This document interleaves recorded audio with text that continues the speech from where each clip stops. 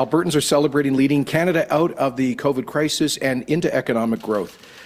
Fantastic to see yet more positive economic news about our tech sector and film and television. I just finished a roundtable with key leaders of the oil and gas industry who are experiencing strong prices and a lot of optimism. So we're seeing and feeling that all around the province. Today, I'm here to announce an important step forward in direct democracy, giving Albertans more power to make decisions on big issues that matter to them and to our future. In the last election campaign, our government was elected on a commitment to let Albertans say yes to a fair deal by having a vote on equalization in the Canadian Constitution. And I'm pleased to confirm today that that is a promise made and a promise kept. On October the 18th, as we committed to in our platform, Albertans will be going to the polls to vote on reforming equalization, on saying yes to a fair deal, on making the principle of equalization payments, on removing that principle from the Constitution to maximize our leverage as we fight for a fair deal on all fronts and fight for a strong Alberta economy. We also committed to Albertans in the last campaign that we would renew the tradition of Albertans electing their representatives in the Senate of Canada, the upper chamber of Canada's Parliament. We Albertans have always been champions of democracy in the Canadian Federation and of Senate reform in particular. We've had 4 Senate elections in our history and 5 senators chosen through those elections who actually were appointed to Canada's Senate, 2 of them who serve there right now. So I'm happy to confirm another promise made and another promise kept. Albertans will be given an opportunity to choose their senators to sit in the upper chamber on October the 18th. In fact, I raised this issue with Prime Minister Trudeau during his trip to Calgary last week, asking that the 2 current vacancies in this Canadian Senate for Alberta be left open so that they can be filled by the top 2 vote getters of the Senate election on October 18. I'm also pleased today to announce that Albertans will be given an opportunity to vote on whether to end the practice of changing our clocks twice every year on the question of daylight savings time. Now, Minister Glubish will have more to say about this. This is an issue, actually, that Albertans have voted on twice in referendums in the past, back in the 1950s, and they chose the current system, which has us changing the clock once a year. But British Columbia, our province to our west, has decided to stick with 1 clock year-round, just like Saskatchewan always has, and neighbouring states to our south and territories to our north have all decided to stick to 1 clock. So we think it's a great opportunity for Albertans to speak to an issue that will affect them in a very direct way.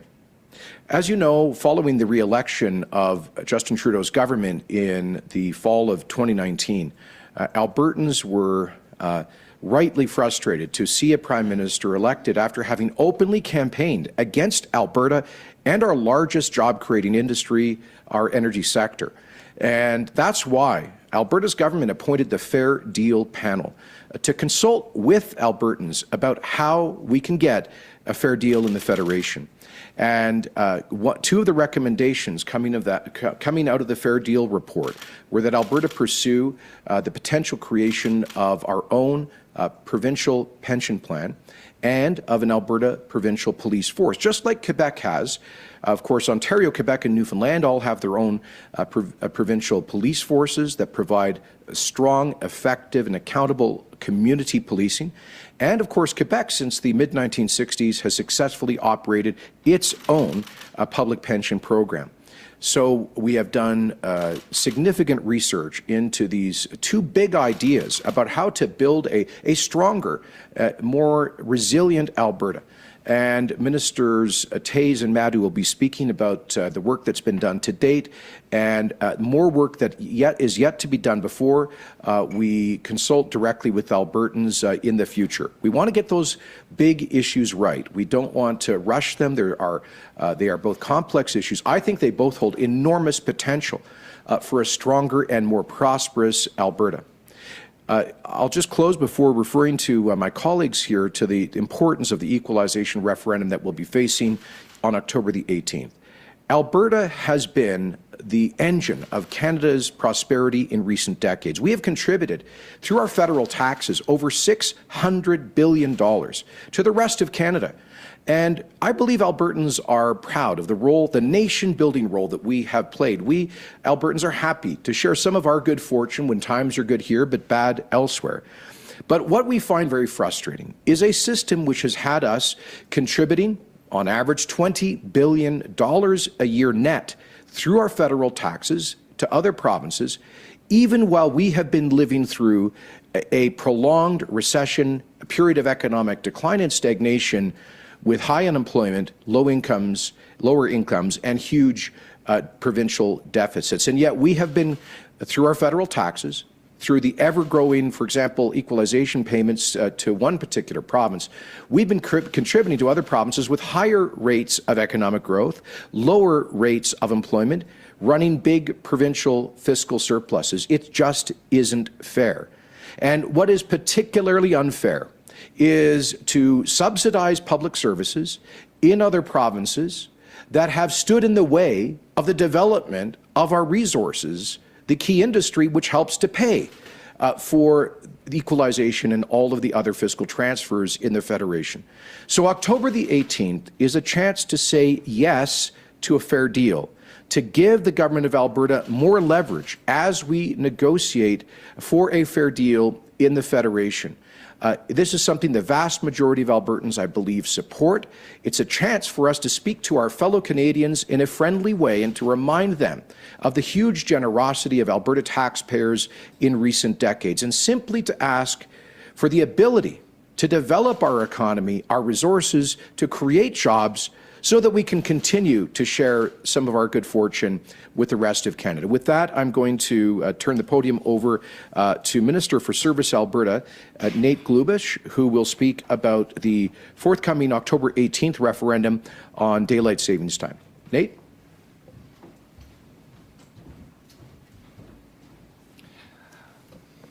Well, thank you, Premier, and thank you for leading Alberta's approach to this referendum initiative. When we first asked Albertans in a survey in late 2019 about whether or not to stop changing our clocks and to adopt daylight saving time year-round, we received more than 141,000 responses in over a 3-week period. And since that time, my office has continued to receive a significant amount of questions and correspondence on this very issue. And as a father to an almost 2-year-old son, I can relate to all of the families out there who would love to end the practice of changing our clocks.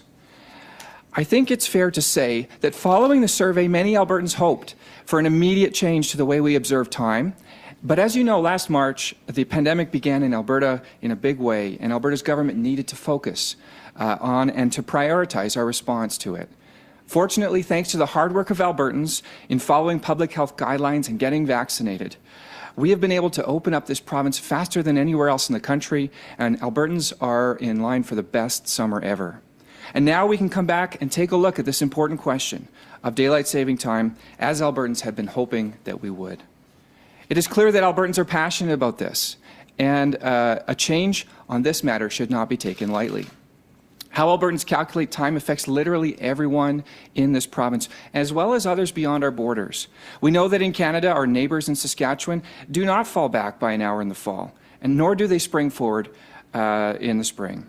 This makes things interesting for the border city of Lloydminster, which, with the Alberta time zone extending beyond its borders to include the entire city.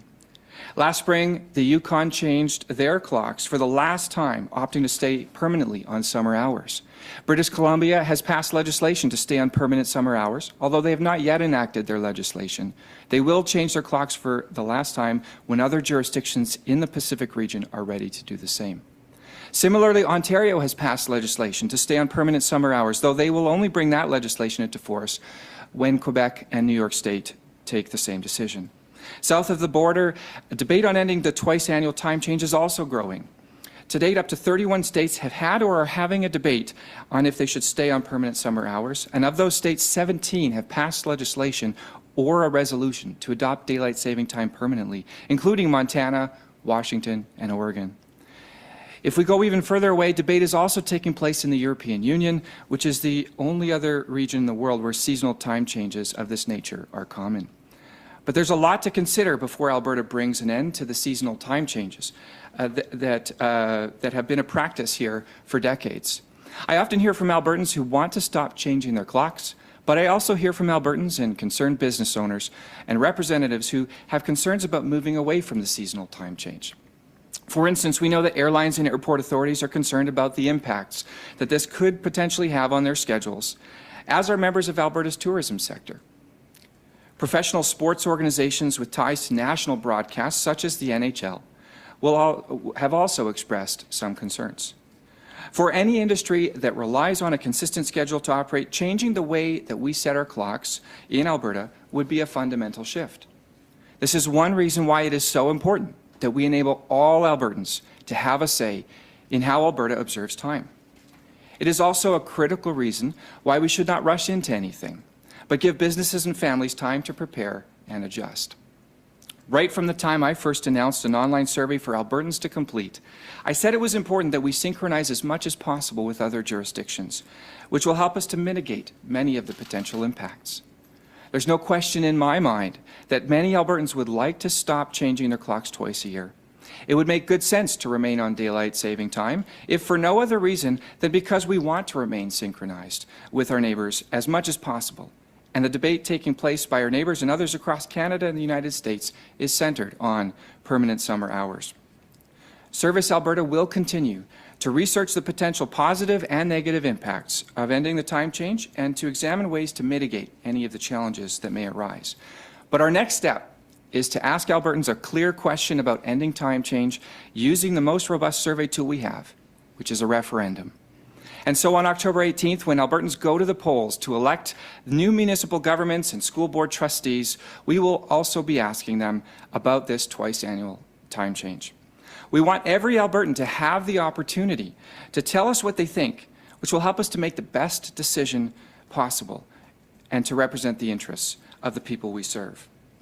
We will be taking the summer to finalize the specific question that Albertans will be asked, and it will be really great to hear from much more than just the 141,000 Albertans that participated in our survey in 2019. I'm looking forward to seeing what all of you have to say about this and where it will lead us.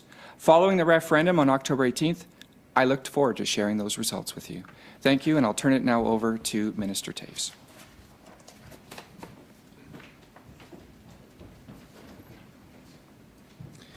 Well, thank you, Minister. Thank you, Premier. And good morning. I'm here today to let Albertans know that a potential Alberta pension plan will not be on the referendum ballot this fall. As in reference to the Premier's comments around the Fair Deal panel, in August 2019, the Fair Deal panel made recommendations to, and I quote, to develop a comprehensive plan to create an Alberta pension plan and withdraw from the Canada Pension Plan.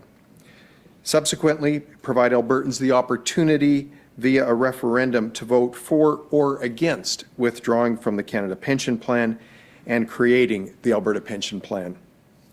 As such, Treasury Board and Finance, through a competitive process, selected Morneau Sheppell, now known as LifeWorks, to undertake a detailed analysis of the costs, benefits, and structure of a potential Alberta pension plan.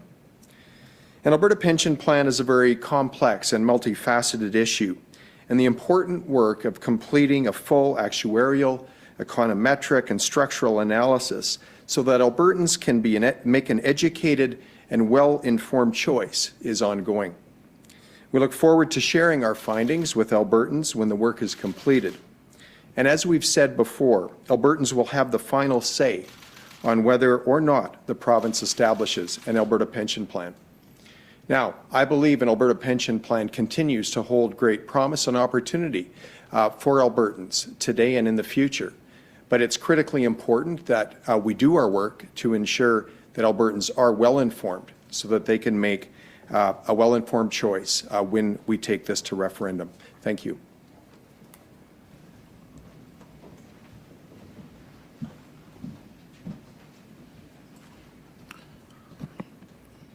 Good morning.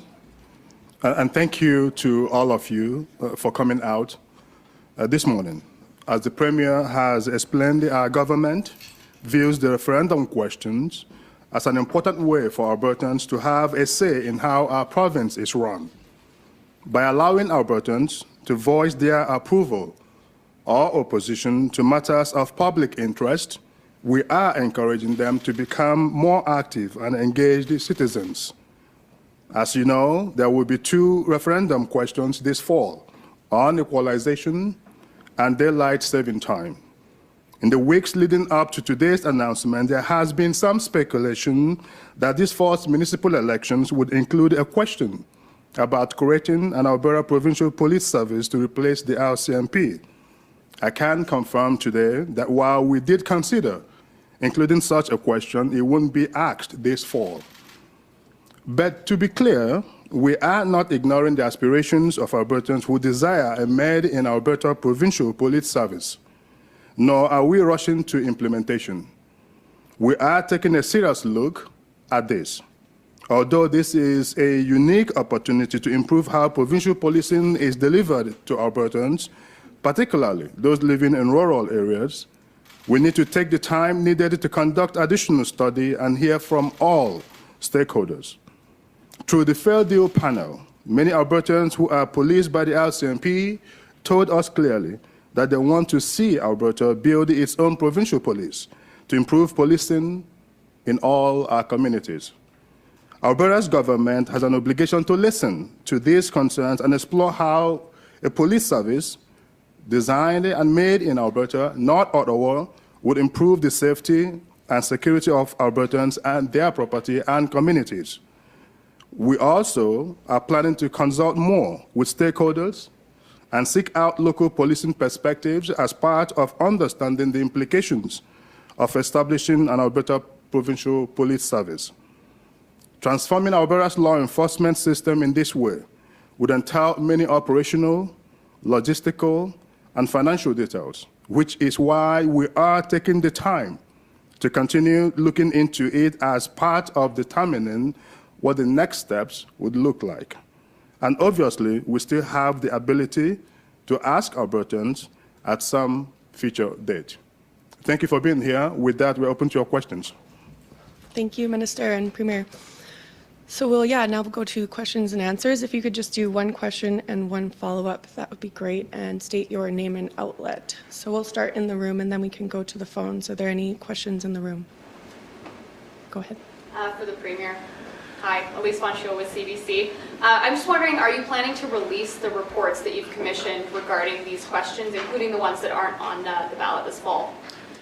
Yes, at an appropriate time. We have significant research that's ongoing with respect to both the pension and police programs for Alberta. And in the case of the pensions, there's ongoing actuarial analysis, legal analysis, structural and econometric analyses. We are actually doing kind of redundant reports because this is such a big and complex issue.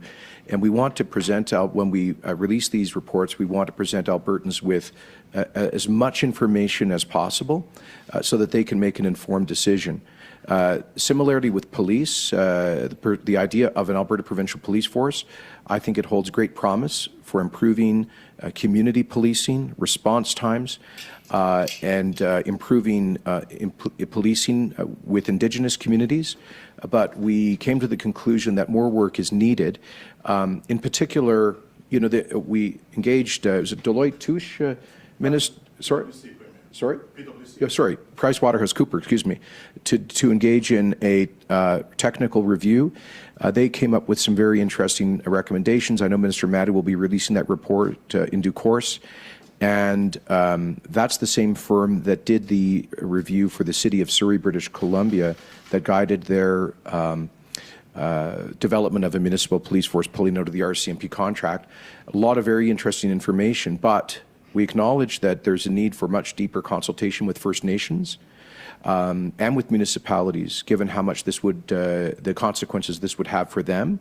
So we think taking a bit more time to dig more deeply into those kinds of consultations is the right thing to do at this point. And then just a follow-up quickly, shifting gears a little bit, what has the Infrastructure Bank told the province about what it's considering when it comes to the Calgary-Banff rail line? Well, our cabinet has approved having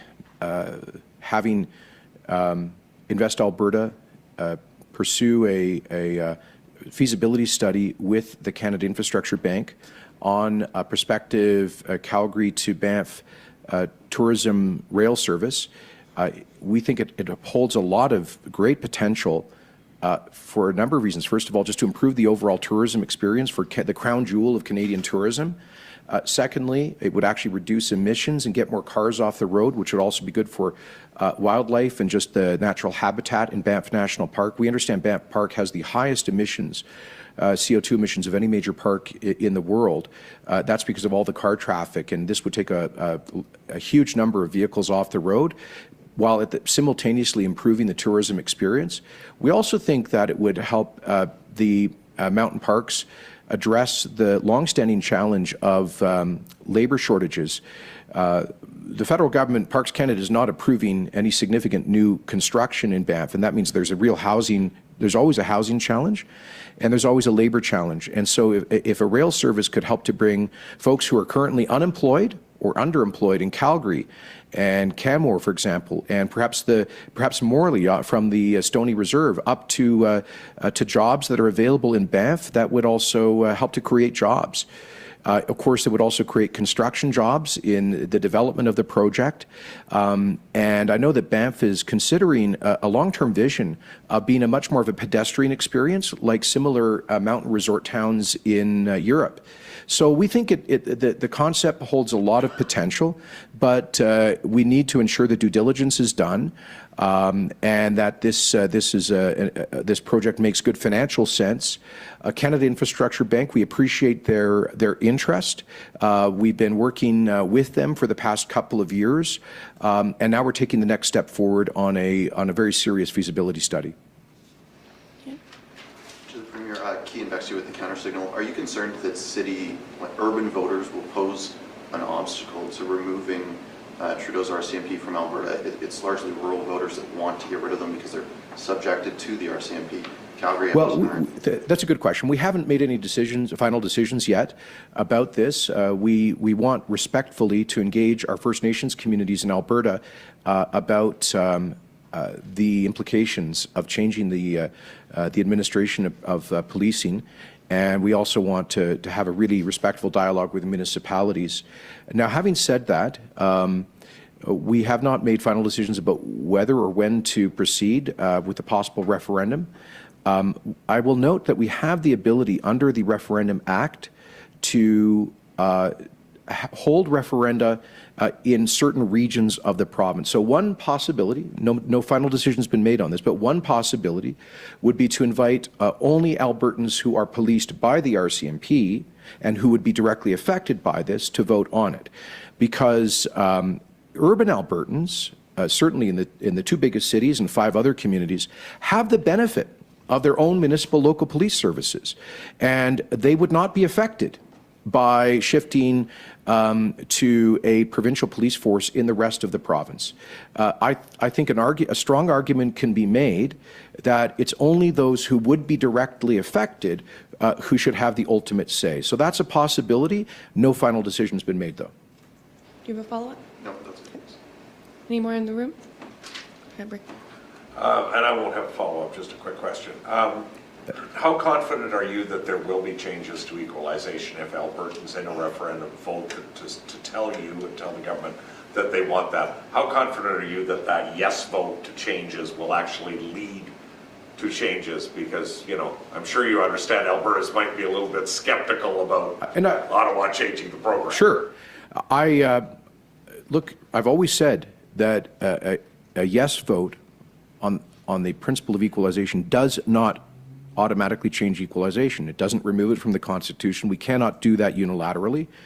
What it does is to elevate Alberta's fight for fairness to the top of the national agenda. In a sense, it takes a page out of Quebec's playbook and how it has become the strongest and most autonomous province in the Canadian Federation. And so I think it's just giving Albertans the chance to speak to this one glaring example of fiscal unfairness that we put a spotlight on our demands for fairness. At the end of the day, I don't think Albertans are against sharing some of our good fortune with other parts of the country. That's really not the point here. The point is, we want to say to our fellow Canadians, if you want to benefit from the wealth that is produced by the hard work of Albertans, you got to let us get to work. If you want to benefit from our resource wealth, you've got to let us develop the resource wealth. So it's a way of sending a message to our friends across the country. If you like, if you're in Quebec and you like super low tuition rates and subsidized daycare and having a big surplus, good on you.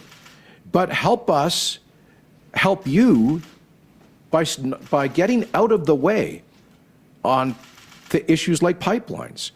Let's, as I said, the day this government was elected, let's be partners in prosperity. That's the message we hope to send. So I don't expect that a yes vote will result in an immediate change in the equalization formula or an amendment to the Constitution. What it will do is give Albertans to say yes more broadly to a fair deal and send a message to our fellow Canadians about just how serious we are on that.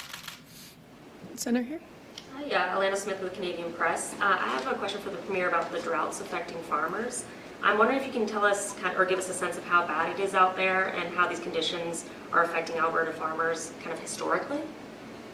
Well, my understanding is that it's there's of course dry weather in certain regions, and some it's been quite severe. In other areas, I think farmers are optimistic that with a bit more moisture this summer, they can still get decent yields.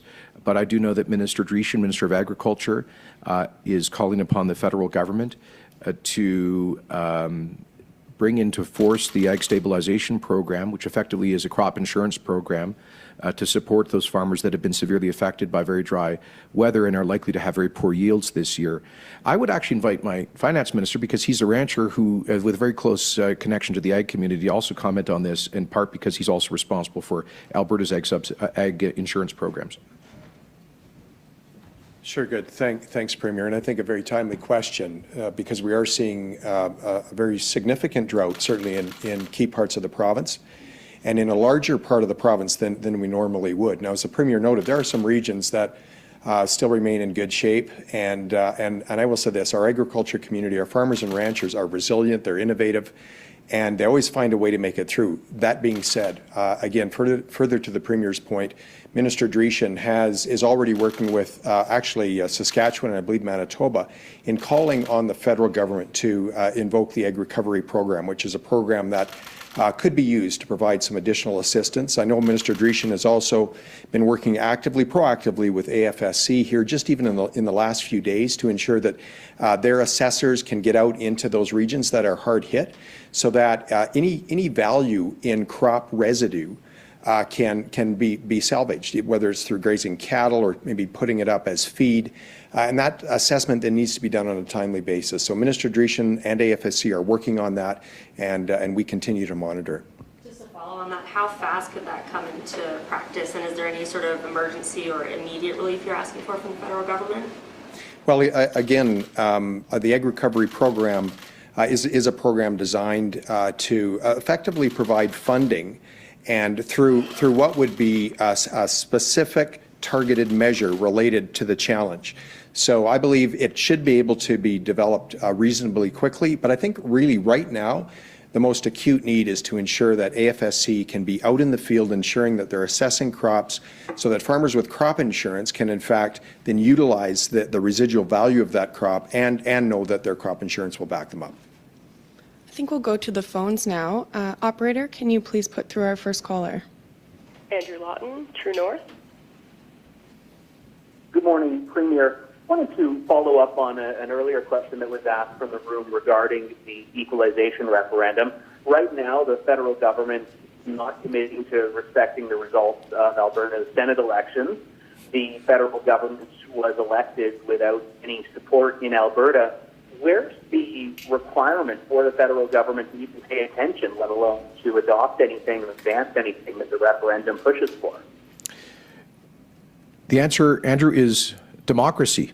does this federal government respect democracy, or does it not respect democracy? These are powerful democratic statements that Albertans will be making on October the 18th. Previous prime ministers have used their discretion to appoint individuals elected by Albertans to Canada's Senate.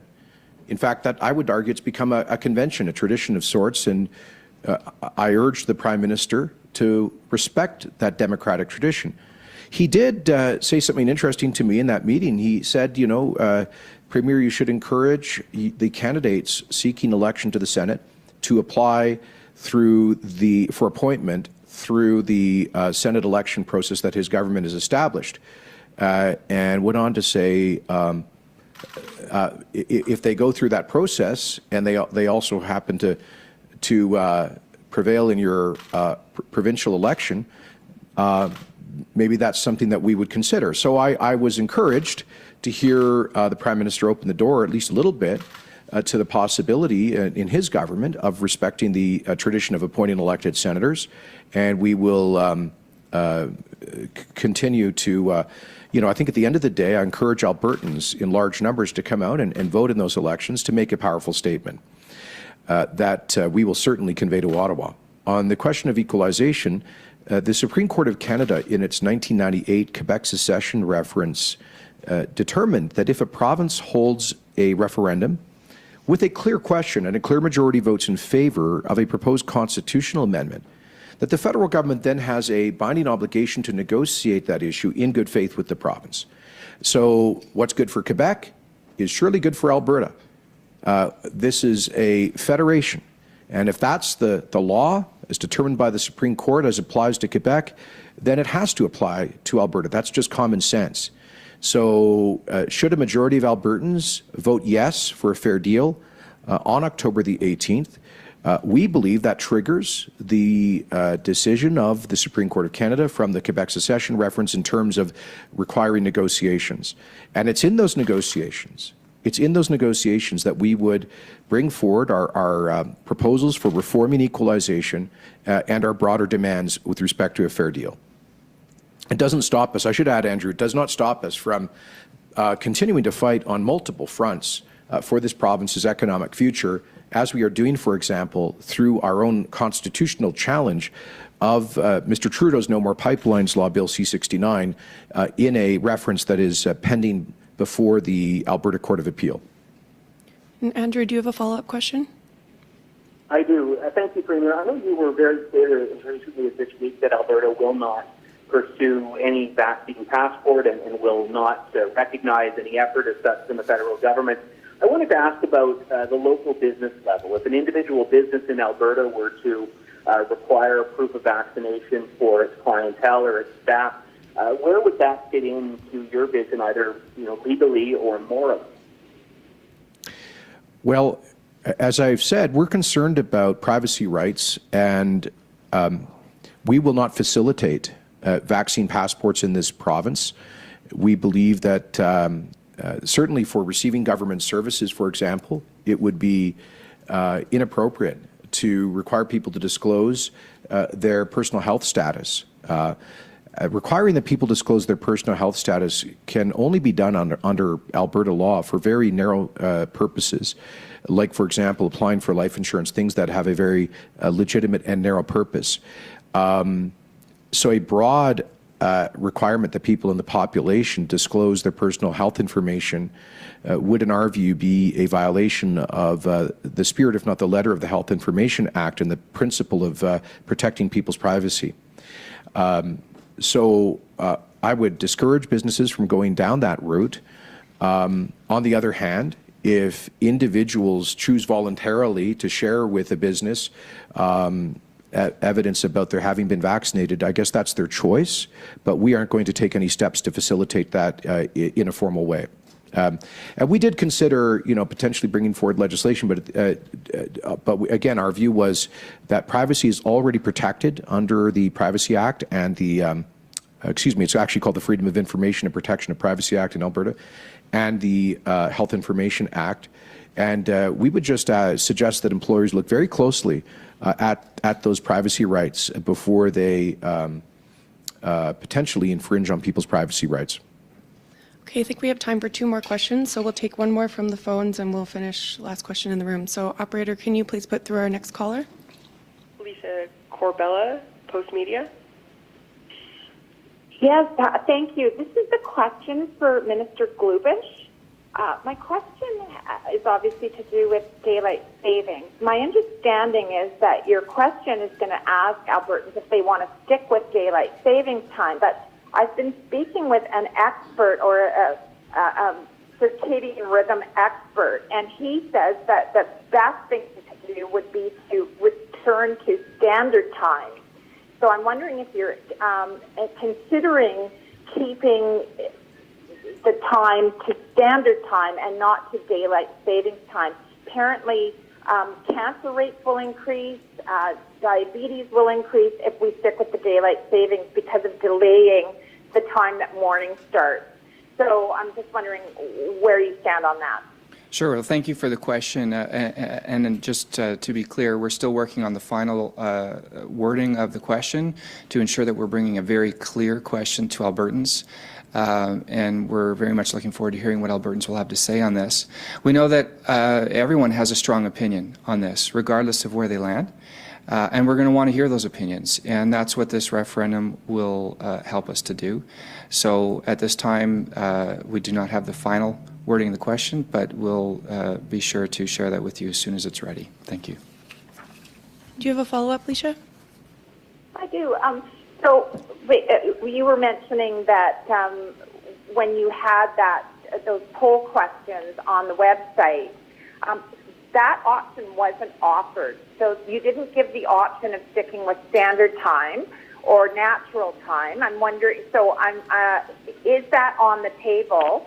And have you consulted with the experts about what's best for humans in terms of what time zone we're in? Sure. Well, one of the things that we're considering as we determine the exact nature of the question is, of course, balancing the different views that we know are out there on this matter, but also recognizing the trend of where other jurisdictions are going. I've said before that there's a danger of acting in isolation on this, to be the only ones moving forward, regardless of what our choice. But there's just as much of a danger of not acting in isolation. So, as I've said, there's a growing trend of other jurisdictions across Canada and in the U.S. who are focusing on standardizing on daylight time, on summer hours year-round, and it would be it's important that we consider that as we determine exactly what our question will be. One more. Go ahead, Chris. Hi, question for the Premier. Premier, you've been talking to oil patch CEOs this week. I know encouraging them to spend more money on capital spending to create more jobs, and I'm wondering what kind of commitments are you getting from them that they're going to spend more money this year and in 2022, and what can your government do to get more money coming? Great question. In fact, we just met this morning with CEOs of a number of major oil and gas producers from the conventional sector, and we'll be meeting right after this news conference with CEOs of the oil sands producers, and then later today, I believe, with the service industry. And we have a consistent message, which is Alberta's government has fought hard for a future for our energy sector. We have worked with the industry to cut job-killing red tape. We have fought hard with the federal government to help save billions of dollars for the industry with policies like equivalency on the major emitters levy, on methane regulations. We managed to get the federal government to remove gaseous fuels from the Clean Fuels Standard. We got the $1 billion for the well site reclamation program. We got equivalence. We got the Species at Risk Act equivalency that avoided massive sterilization of land in northern Alberta, and much more. So our point has been that we've done everything we can to ensure a bright future for our energy workers, and now with strong prices and good future prospects, we hope the energy industry will do its part, because after all, part of my message is the resource that they develop belongs to the people of Alberta, and the people of Alberta have got to see some benefit when these companies are able to repair their balance sheets from the crisis last year, When they've got strong cash flow and good profits, we want to see that reflected in additional exploration and production and capital spending and job creation. I think they're hearing the message loud and clear. Some of them told us this morning that they're still working on repairing the damage done to their finances during the price collapse last year. But they're looking forward. I think the consensus I heard today is they're looking forward to a gradual expansion of their upstream activity. Some of them are hiring more people, and they expect to see that. I think what they were really saying was a kind of gradual ramp up in employment as opposed to a sharp increase. Some of them were expressing concern about labor availability, and I heard the same thing visiting rigs in Travis's riding in the GP area last week.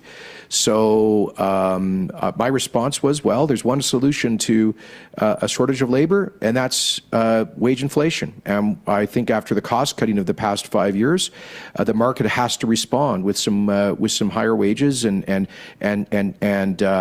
more generous contract terms with service companies. But that's up to them. It's a market. Those are market decisions. At the end of the day, I'm just reminding them that Albertans own the resource, and we sure hope that they'll see some employment benefit from these good prices. Investors have been telling the companies, at least that's what they're saying, is that they want to see return on capital. They want to see money in dividends and share buybacks. They don't want to see money spent on more production. So what are you prepared to do to make sure that they spend more money, other than just ask them to spend more money? Well, to paraphrase Wilfrid Laurier, right now we're using the sunny way of persuasion. I think these companies understand that they have in Alberta's government a defender of their industry, and Albertans support the industry, but they do want to see some benefits in terms of growing employment. So we'll just continue to remind them of that. This is an industry, you know, we want to have a productive relationship with the industry, but it's got to result not just in strong royalty payments to the Alberta Treasury, but in strong employment returns to working Albertans, and that's a message we'll continue to convey. I get it. Of course, investors want to see strong returns, and they're getting that. I mean, I think you're seeing very strong, almost record cash flow, potentially record profits. Understandably, there is still an overhang from the past 5 years and the crisis of last April in particular. But at the end of the day, you know what? I think most forecasters foresee a global shortage in energy supply because of a scarcity of upstream investment around the world in the last couple of years in particular. So I do think they will need to increase their capital programs to meet that growing future demand. Perfect. Okay, thanks very much, everyone. Appreciate it.